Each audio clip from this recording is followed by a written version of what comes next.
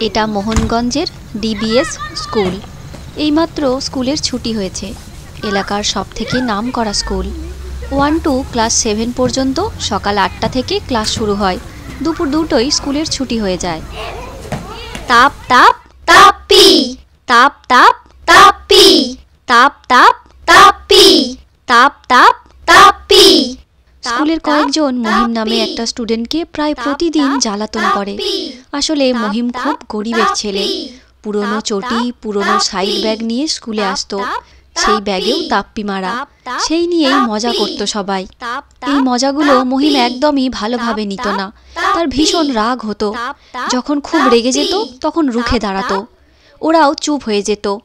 আবার চলতে শুরু করলেই ওদের বলা শুরু হয়ে যেত, তাপ তাপ্পি, তাপ তাপ তাপ্পি। এটা মহিমদের বাড়ি। একটা টালির চালের মধ্যে 2টি ঘর আর একটা রান্নাঘর। একদিন মহিম স্কুল থেকে বাড়ি ফিরছিল। তখন তার বাবা রমেশ দুয়ারে বসেছিল। মা তাপসী রান্নাঘরে রান্না করছিল। মহিম ওর বাবাকে দেখে দাঁড়িয়ে গেল আর বলল, জানো বাবা, প্রতিদিন স্কুলের কয়েকটা ছেলে আমাকে খুব জ্বালাতন করে। আমি সেলাই করা তালি মারা জামা প্যান্ট পরে যাই আর স্কুল ব্যাগ নিয়ে যাই বলে আমাকে খুব রাগায় ওরা। আমার একদম ভালো লাগে না। এখন তো আর ভালো লাগে না বললে হবে না। এই সমস্ত ঘটনা ঘটবে আগেই জানতাম। যাও না, নামকরা স্কুলে ভর্তি হতে যাও। তখন কত করে মানা করেছিলাম, ওই সমস্ত বড় স্কুলে ভর্তি হতে হবে না। গ্রামের প্রাইমারি স্কুলে পড়েও তো হেরোর ছেলেটা স্কুল মাস্টারি পেল নাকি? তোর মা বলে আজকাল সরকারি প্রাইমারি স্কুলে নাকি পড়াশোনাই হয় না।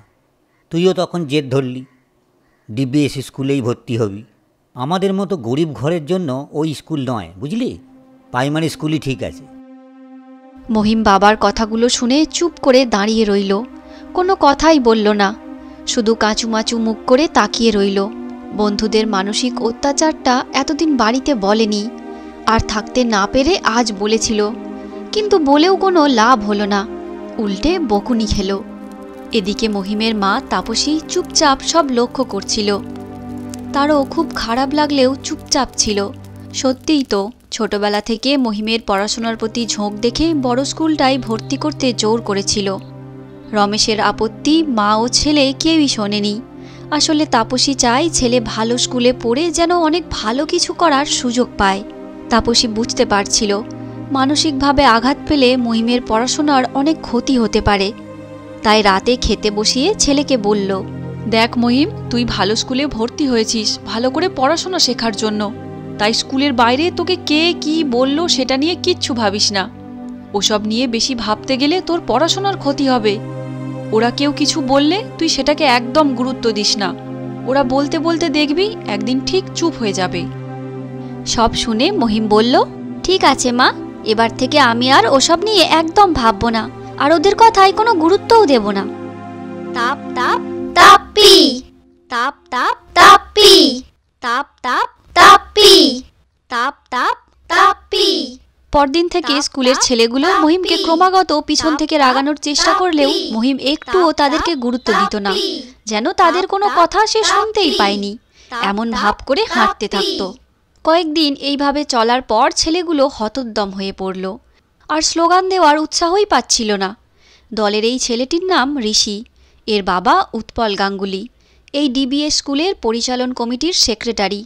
তাই ঋষির একটু বেশিই দাপট। মহিমকে উত্ত্যক্ত করার জন্য ঋষির ভূমিকা সব থেকে বেশি ছিল।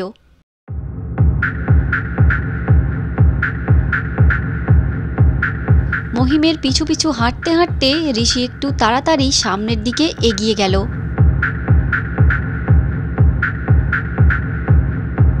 একদম মহিমের কাছাকাছি।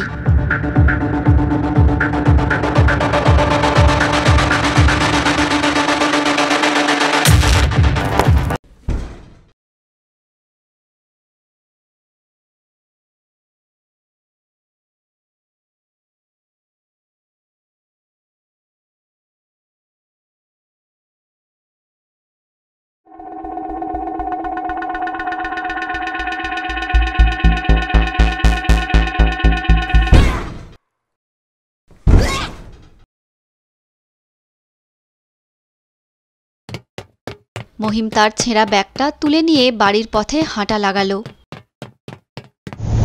কিছুক্ষণের মধ্যেই ঋষির বাবা অর্থাৎ এই ডিবিএস স্কুলের পরিচালন কমিটির সেক্রেটারি, এলাকার নামকরা রাজনীতিবিদ উৎপল গাঙ্গুলি গাড়ি নিয়ে স্কুলে হাজির হলো। সোজা প্রধান শিক্ষকের ঘরে গিয়ে বসল। হঠাৎ করে উৎপলবাবুর আসাতে হেডমাস্টার মশাই অবাক হয়ে বললেন, কি খবর উৎপলবাবু, ভালো আছেন তো? হঠাৎ করে কি মনে করে? স্কুলের মধ্যে এত বড় একটা কাণ্ড ঘটে গেল, আর আপনি হেডমাস্টার হয়ে কিছুই জানেন না দেখছি। মহিম বলে কোথাকার কে একটা ছেলে আমার ছেলে ঋষিকে ঘুষি মেরে রাস্তায় ফেলে দিয়েছে। কত বড় সাহস! 24 ঘন্টার মধ্যে আপনি ছেলেটাকে সাসপেন্ড করবেন? বলছেন কি? মহিম ঋষিকে ঘুষি মেরে রাস্তায় ফেলে দিয়েছে? অবিশ্বাস্য। এমনিতে মহিম শান্তশিষ্ট ছেলে, পড়াশোনাটা মন দিয়েই করে। ও এমন করতে পারে সেটা ভাবতেই পারছি না। ঘটনাটা ঘটার পর আমাকে ঋষি বা অন্য কেউ কোনো অভিযোগ জানায়নি, তাই জানতাম না। কিন্তু স্কুলের মধ্যে এমন ঘটনা না ঘটাই ভালো, এর জন্য আমি দুঃখিত। কিন্তু উৎপলবাবু, এত সহজে দুম করে কোনো ছাত্রকে সাসপেন্ড করা যায় না। তার জন্য কিছু নিয়মকানুন আছে। নিয়ম না মানলে ওপর মহল থেকে চাপ আসবে। তারপর জানেন তো, লোকাল সংবাদপত্র আছে, একটা নেগেটিভ খবর ছেপে দিলে শোরগোল পড়ে যাবে। তাতে করে স্কুলের তো বটেই, আপনারও ভাবমূর্তি খারাপ হবে। আমাকে একটু সময় দিন, আসল ঘটনাটা আমি ভালো করে জানি, তারপর না হয় একটা ব্যবস্থা নেওয়া যাবে। ঠিক আছে, আপনি আপনার মতো সময় নিন, কিন্তু আমি নেব না। আমার ছেলের গায়ে হাত তোলাটা আমি মেনে নেব না। ওর মজা দেখাচ্ছি আমি। কিছুক্ষণের মধ্যে উৎপলবাবু লোককে জিজ্ঞাসা করে করে তার ছেলে ঋষিকে নিয়ে মহিমদের বাড়ি এসে হাজির হলো।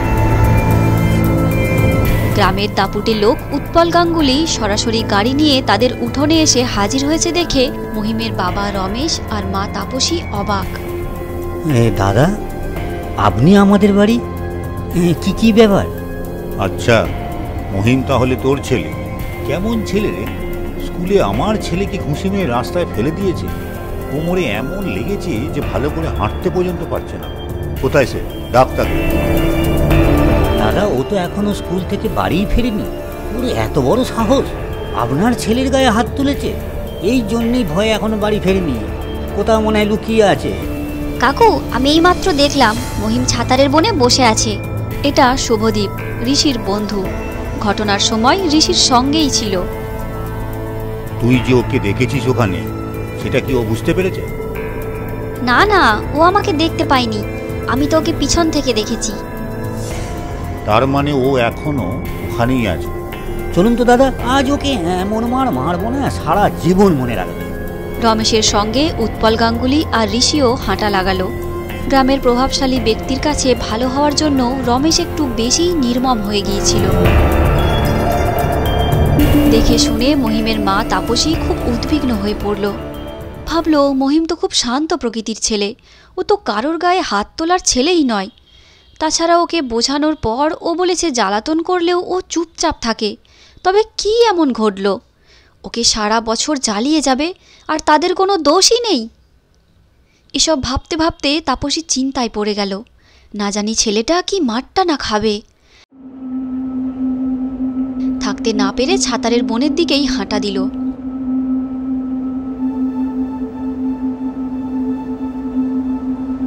গ্রামের পাশেই এই ছাতারের বন। বিভিন্ন রকমের গাছগাছালির মাঝে একটা রাস্তা। শর্টকাটে যাওয়ার জন্য অনেকেই এই রাস্তা ব্যবহার করে। উৎপলদা বলে কথা, গ্রামের আরও দুটো লোক সঙ্গে যাচ্ছে। একটা রোগা পাতলা নিরীহ ছেলেকে শায়েস্তা করতে। এমন একটা দল বেঁধে যাচ্ছে, দেখে মনে হবে যেন রাজ্য জয় করতে যাচ্ছে। তাপসী ভয়ে ভয়ে পিছন পিছন আসছিল। ছেলেটাকে এরা কি করবে এই ভেবে। শুভদীপ বলে ছেলেটি সবাইকে সেখানে নিয়ে এলো যেখানে মহিম বসেছিল। এতক্ষণ মহিম ডুকরে ডুকরে কাঁদছিল। এত সবাই এসেছে সেটা টের পেয়ে চুপ হয়ে গেল। তার পাশেই বই খাতা সমেত ছেঁড়া ব্যাগটা রাখা ছিল। আর এই ছেঁড়া ব্যাগটা দেখেই বিচক্ষণ উৎপল গাঙ্গুলি বুঝতে পারল ঘটনার জন্য নিশ্চয়ই একটা কারণ আছে। যখন এই সব ভাবছে তখন রমেশ ছেলের দিকে তেড়ে যাচ্ছিল। তখন উৎপল তাকে আটকে দিয়ে বলল, থাক, তোকে আর অত বীরত্ব দেখাতে হবে না। শুভদীপ, ঋষি, সত্যি করে বল তো, মহিমের ব্যাগটা কে ছিঁড়েছে? আমি ছিঁড়েছি বাবা। কেন? ঋষি মহিমের ব্যাগ কেন ছিঁড়েছিল তার উত্তর জানা থাকলেও শুভদীপ আর ঋষি কেউই দিচ্ছিল না, চুপচাপ দাঁড়িয়েছিল। তখন তাপসী থাকতে না পেরে বলল, আমি হয়তো বলতে পারবো। আসলে কি জানেন তো, আমাদের মতো গরিব লোকেদের সন্তানকে ডিবিএস স্কুলে ভর্তি করা এক প্রকার অসম্ভব। কিন্তু মহিমের পড়াশোনার প্রতি ঝোঁক দেখে আমি আমার গয়নাগাটি বিক্রি করে ওকে ওই স্কুলে ভর্তি করেছি। প্রতি মাসে ওর পড়াশোনার খরচ চালাতে আমরা হিমশিম খাচ্ছি। তাই প্রতি বছর নতুন স্কুল ড্রেস বা ব্যাগ কিনে দেওয়া সম্ভব হচ্ছে না। ছিঁড়ে গেলে আমি সেলাই বা তাপ্পি মেরে চালিয়ে দিচ্ছি। এই সেলাই আর তাপ্পি দেখে কয়েকজন সারা বছর ওকে নিয়ে মজা করে। মহিম খুব কষ্ট পায় এতে। একদিন স্কুল থেকে বাড়ি ফিরে ওর বাবাকে এসব বললে ওর বাবা ওকেই বকাবকি করে। আসলে ওই স্কুলে ভর্তি করাতে ওর বাবার প্রথম থেকেই আপত্তি। মহিম রোজ রাতে বিছানায় শুয়ে কাঁদে। একদিন আমি ওকে বললাম, দেখ মহিম, তুই ভালো স্কুলে ভর্তি হয়েছিস ভালো করে পড়াশোনা শেখার জন্য, তাই স্কুলের বাইরে তোকে কে কি বলল সেটা নিয়ে কিচ্ছু ভাবিস না। ওসব নিয়ে বেশি ভাবতে গেলে তোর পড়াশোনার ক্ষতি হবে। ওরা কেউ কিছু বললে তুই সেটাকে একদম গুরুত্ব দিস না। ওরা বলতে বলতে দেখবি একদিন ঠিক চুপ হয়ে যাবে। একদিন মহিম স্কুল থেকে বাড়ি ফিরে বলল, জানো তো, তুমি ঠিকই বলেছ। ওরা আমাকে জ্বালাতন করে আর মজা পাচ্ছে না, তাই চুপ করে গেছে। আর এখন মহিমের ব্যাগ ছেঁড়া দেখে বুঝলাম প্রতিহিংসায় ওরা ব্যাগটা ছিঁড়ে দিয়েছে। ছেঁড়া ব্যাগ নিয়ে বাবার ভয়ে মহিম বাড়ি ফিরতে পারেনি, তাই এখানেই বসে কাঁদছে। আপনি আটকালেন কেন? ওর বাবাকে বলুন না ছেলেটাকে 2-4 ঘা মেরে একটু হাতের সুখ করে নিতে। ঘটনাটা এখন পরিষ্কার হয়ে গেছে উৎপল গাঙ্গুলির কাছে। ছেলের কথায় উত্তেজিত হয়ে এতটা বাড়াবাড়ি করা উচিত হয়নি, সেটা বুঝতে পারছিলেন। মহিম, এদিকে আয়। মহিম উৎপল গাঙ্গুলির কাছে গিয়ে দাঁড়ালো। এখন বুঝতে পারছি তুই ঋষিকে যে ঘুষিটা মেরেছিলি সেটা আরও জোরে মারা উচিত ছিল। তবে হয়তো ও বুঝতো একটা পুরনো তালি মারা ব্যাগের হাতল ছিঁড়ে গেলেও তোকে বাড়িতে জবাবদিহি করতে হয়। আমি ওর জন্যে দুঃখিত। তবে স্কুলের মধ্যে মারধর ঠিক নয়, ওরকম করিস না। কেউ কিছু করলে হেড স্যারকে নির্ভয়ে অভিযোগ জানাবি, কেমন? আমি আজকের মধ্যে তোকে নতুন ব্যাগ কিনে দেব। বাড়ি চল। আর রমেশ, অনেকে অনেক কিছু করেও ছেলের পড়াশোনাটা ঠিকমতো করাতে পারছে না।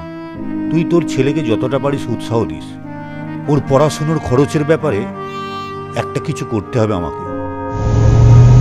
ছেলে ঋষিকে বাড়িতে পৌঁছে দিয়েই উৎপল গাঙ্গুলি ডিবিএস স্কুলে এসে হাজির হলো হেড স্যারের সঙ্গে দেখা করবে বলে।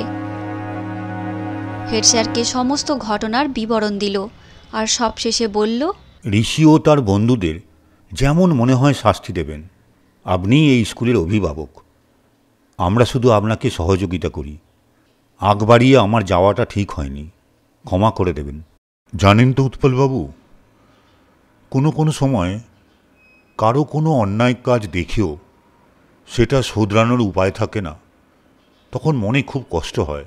কিন্তু যে অন্যায়টা করল সে যদি নিজেই বুঝতে পারে এটা অন্যায় আর সেটা শোধরানোর চেষ্টা করে, তখন খুব আনন্দ পাওয়া যায়, সেই কষ্টের থেকেও অনেক বেশি।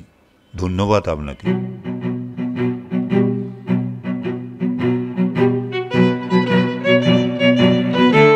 তো বন্ধুরা, তোমাদের এই গল্পটি কেমন লাগলো তা অবশ্যই কমেন্টে লিখে জানিও।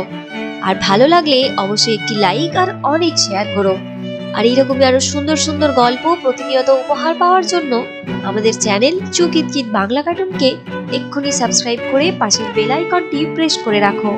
তাহলে আমাদের চ্যানেলে নিত্য নতুন গল্প আপলোড হওয়ার সঙ্গে সঙ্গেই তোমাদের কাছে নোটিফিকেশন পৌঁছে যাবে। ধন্যবাদ।